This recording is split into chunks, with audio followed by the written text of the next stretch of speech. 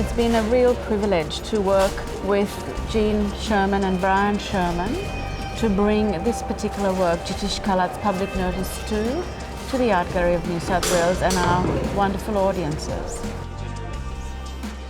Jitish Kallat is an Indian artist, and one of his most compelling aspects of his practice is how he works with archival texts and inspirational speeches. Public Notice 2 is actually the second of 3 works that reinvigorate, relive the words of major figures, actually public intellectuals in the world, I believe, but really they're also part of the great spirit of Indian modernism.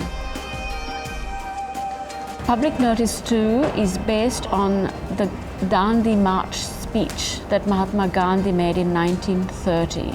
It's a very important speech because it was where he was able to articulate a very particular strategy that was used as part of gaining independence from British rule for India.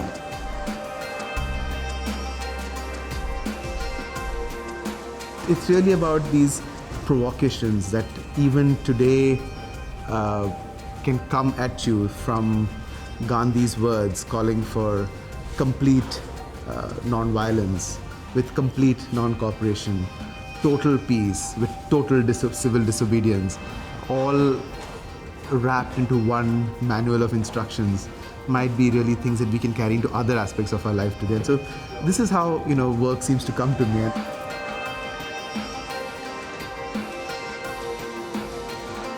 On one hand, it's a conceptual work. It's not a painting on a wall, visually representing something, or an abstraction which takes you into a meditative mind space. It's a work that you have to think about, and where the underlying principle is intellectual and conceptual. But of course, if it remained at that level, then you might as well read a book.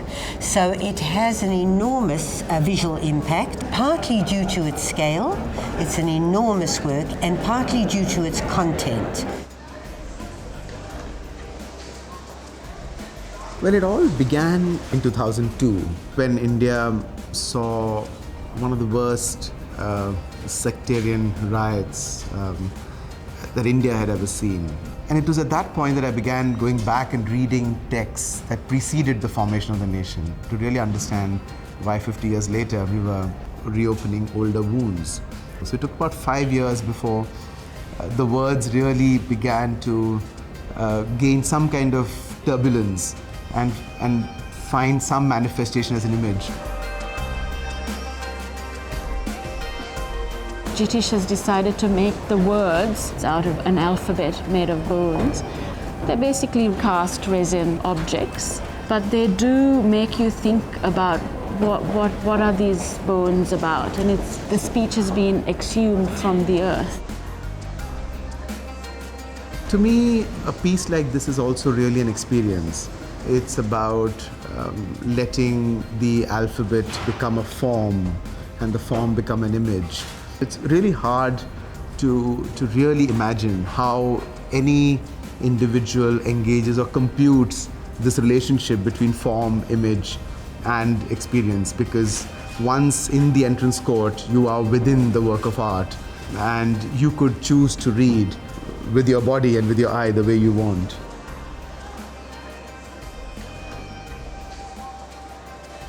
I hope very much that the audience will spend time and read the words and then think about the historical context in which they were made, and then think about why Jitish is proposing this today in an art gallery.